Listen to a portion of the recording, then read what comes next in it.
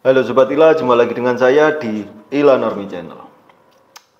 Kemarin saya lihat salah satu podcast dari Bang Deddy Corbuzier.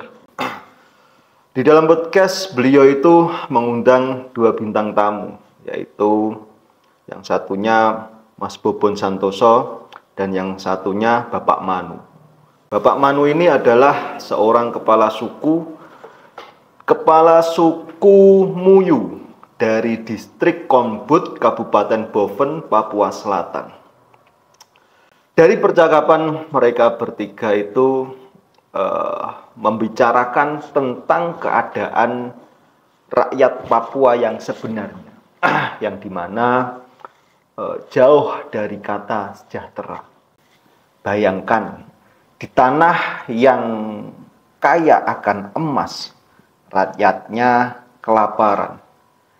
Di provinsi yang mendapatkan triliunan dana otonomi khusus, anak-anaknya masih banyak sekali yang putus sekolah. Dan bahkan untuk makan sekali sehari pun masih sangat susah.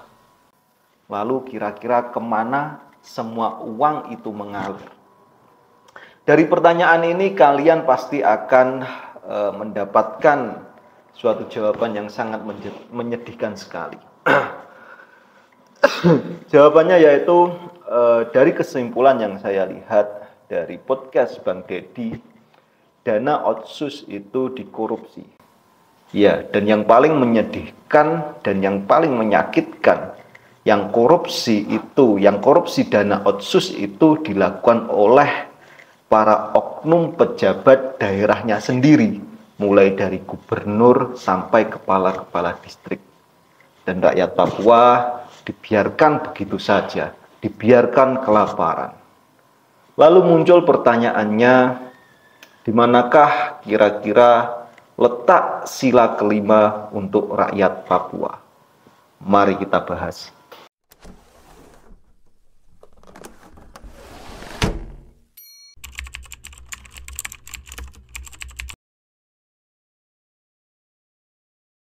Dana otonomi khusus atau yang sering kita kenal dengan sebutan dana otsus.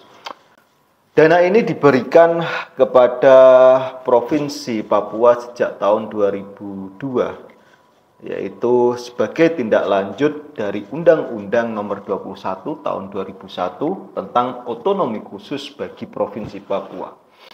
Undang-undang ini memberikan otonomi khusus kepada Papua agar dapat mengatur dan mengurus dirinya sendiri di dalam kerangka Negara Kesatuan Republik Indonesia.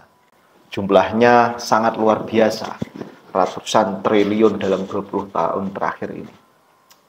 Nah, dana otsus ini bertujuan untuk meningkatkan kesejahteraan masyarakat Papua melalui apa? Ya, melalui pembangunan di berbagai macam sektor seperti pendidikan, kesehatan, infrastruktur, dan ekonomi. Dana ini juga dialokasikan untuk membantu mempercepat pembangunan di Papua, terutama di daerah-daerah yang masih terpencil dan tertinggal. Tetapi kenyataannya, seperti yang dituturkan di dalam podcastnya Bang Deddy Corbuzier yang saya lihat kemarin, di lapangan itu masih banyak warga Papua yang masih hidup di dalam kemiskinan yang ekstrim sekali. Akses pendidikan yang minim, layanan kesehatan tidak merata, infrastruktur dasar masih sangat tertinggal. Bahkan di dalam ceritanya itu ketika ada jembatan yang rusak, jembatan itu satu-satunya akses jalan mereka. Lah, untuk memperbaikinya itu sangat lama sekali. Bahkan harus mendapatkan ancaman dari TNI dulu baru kepala distriknya mau membangun. Lalu kira-kira kemana larinya dana otsus? Jawaban yang menyakitkan seperti yang saya tuturkan di awal tadi, yaitu dikorupsi, dipotong, dimainkan oleh para oknum-oknum pejabat lokal. Dan yang paling menyakitkan adalah pelakunya adalah orang Papua sendiri, yang dimana orang Papua yang diberi kepercayaan untuk mengalokasikan dana tersebut, untuk membangun daerahnya tersebut, malah dikorupsi sendiri.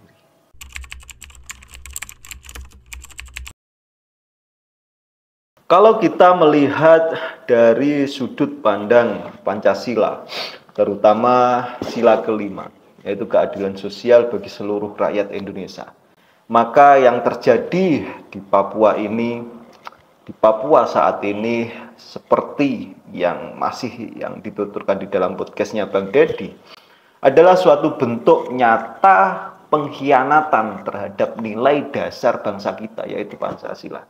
Sila kelima bukan hanya sekedar slogan, ia adalah sebuah janji konstitusional bahwa setiap warga negara berhak atas kesejahteraan, perlakuan yang adil, dan hak untuk hidup layak tanpa melihat asal suku, agama, ras, atau wilayah tertentu. Tetapi kenyataannya rakyat Papua saat ini masih harus bertahan hidup di tengah kekayaan alam dan dana bantuan yang sangat begitu besar. Sementara oknum-oknum elit politik lokal menumpuk kekayaan pribadi, pesta pora, mabuk-mabukan, maka itu bukan keadilan yang namanya. Itu adalah sebuah penindasan. Atau bisa dikatakan itu adalah sebuah penjajahan dalam bentuk yang baru, di mana dulu kita melawan Belanda, tapi saat ini kita melawan bangsa kita sendiri. Korupsi dalam konteks ini, dalam konteks dana otsus ini, itu sebetulnya bukan hanya masalah hukum saja, tetapi di situ juga ada dosa moral dan pengkhianatan terhadap Pancasila. Pejabat yang mengambil hak rakyat bukan hanya melanggar hukum di situ, tetapi juga melukai nilai-nilai keadilan sosial. Bagaimana mungkin kita berbicara sebuah keadilan sosial kalau dana pendidikan dipotong, kalau dana kesehatan dipotong? Bagaimana kita berbicara persatuan Indonesia kalau sebagian rakyat masih hidup seperti bukan bagian dari republik ini? Seperti yang dituturkan oleh Bapak Manu yang ada di dalam podcastnya Bang Deddy itu, adanya OPM di Papua itu adalah suatu bentuk kemuakan rakyat Papua. Kemuakan rakyat Papua atas apa? Ya atas ketidakadilan yang mereka rasakan sampai saat ini. Sila kelima berbicara tentang keseimbangan.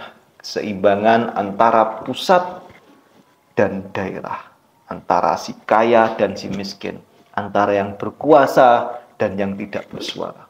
Dan saat ini timbangan itu jelas-jelas sekali, timpang sekali. Dan rakyat Papua adalah korban utamanya.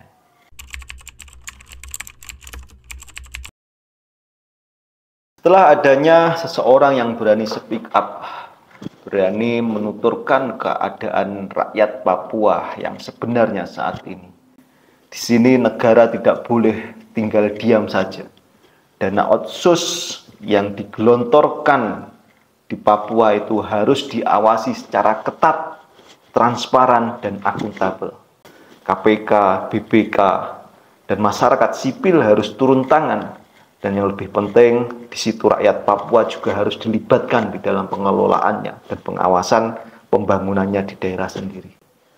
Tetapi tanggung jawab semua ini itu bukan hanya milik pemerintah saja. Kita semua sebagai bangsa Indonesia juga mempunyai andil yang besar di dalam mengawal dana otsus yang ada di Papua ini. Karena apa? Ya karena ketika kita diam, ketika kita tidak peduli, maka kita ikut membiarkan ketidakadilan itu berlangsung di tanah Papua. Seperti yang sudah dilakukan oleh Mas Bobon Santoso, yang sudah berani speak up tentang masalah yang dialami rakyat Papua saat ini. Yang dialami rakyat Papua yang sebenarnya saat ini. Yang dimana sebetulnya dana otsus itu untuk menuntaskan permasalahan yang ada di Papua itu ada. Tapi sampai saat ini, sampai detik ini, rakyat Papua masih sangat menderita. Dan itu yang disuarakan Mas Bobon. Kita juga harus mendukung apa yang disuarakan Mas Bobon ini.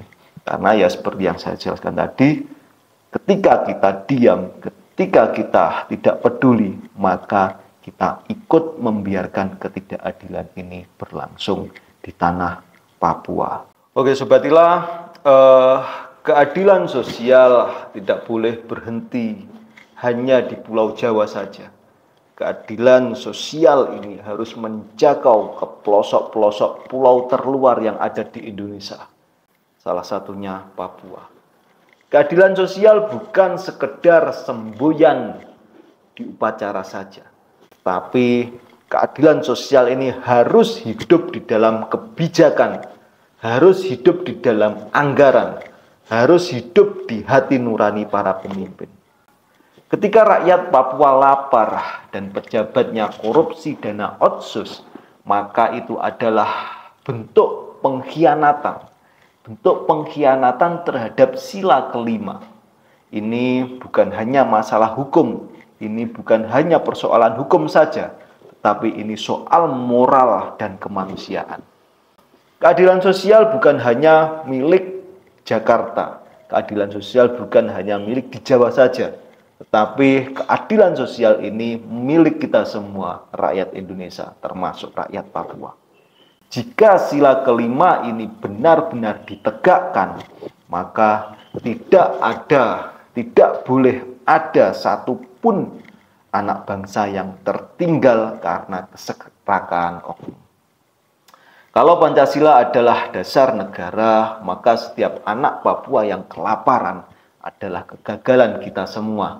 Dan selama koruptor masih bebas menghisap dana otsus, selama itu pula keadilan sosial hanyalah mimpi kosong di tengah penderitaan yang nyata. Jumpa lagi di video selanjutnya.